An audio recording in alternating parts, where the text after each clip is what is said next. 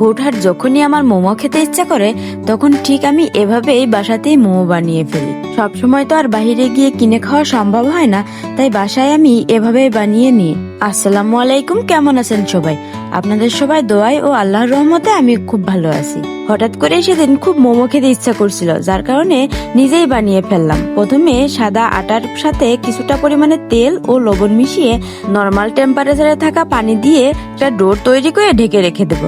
এরপর মুরগির সলিড মাংস নিয়ে সেটাকে আটার উপর রেখে পোতা দিয়ে ভালো করে বাড়িয়ে বাড়িয়ে থেতো করে নেব।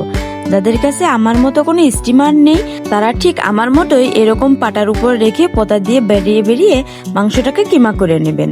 এভাবে করে পোতা দিয়ে ভালো করে বাড়ি দিয়ে দেখবেন কিছুক্ষণের মধ্যে মাংসটা খুব ভালোভাবে কিমা হয়ে যাবে। আমি আপনাদের মাঝে কোনো প্রকার রেসিপি শেয়ার করছি না, শুধু আমি যেভাবে বানাই সেটাই আপনাদের মাঝে তুলে ধরছি। এরপর মাংসের কিমার মধ্যে রেড চিলি সস, কুচি করা পেঁয়াজ, কুচি করা কাঁচামরিচ, সয়া সস, সাদা গোলমরিচ গুঁড়ো, টমেটো সস এগুলো দিয়ে ভালোভাবে মাখিয়ে নেব। এমন ভাবে মাখাবো যেন মাখানোর সময় অনেকটা ঘ্রাণ ছুটে যায়, ঘ্রাণে যেন অর্ধেক পেট ভরে যায়।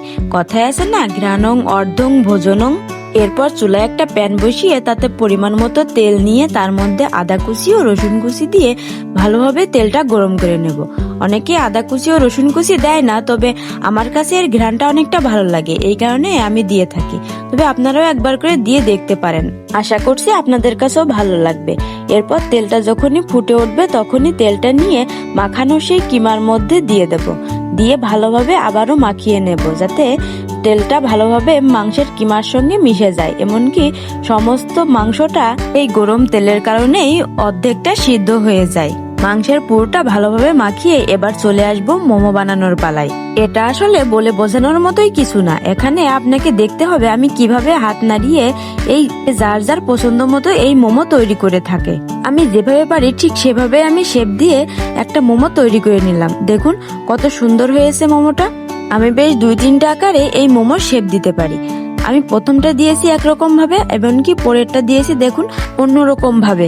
দেখুন এক পাশটা চাপ দিয়ে ধরে অন্য হাত দিয়ে ভাঁজ ভাঁজ দিয়ে উপরের পাটটা নিচের পাটের সাথে সুন্দরভাবে লাগিয়ে নিয়ে সুন্দর একটা শেপ দিয়ে দিচ্ছি।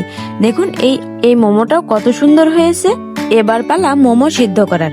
যাদের বাসায় আমার মতো মোমো সিদ্ধ করার কোনো কিছুই নেই তাদের আর কোনো টেনশন নেই, আপনারাও ঠিক আমার মতো গুঁড়ো চালনির উপরে মোমো দিয়ে সিদ্ধ করে নিতে পারেন।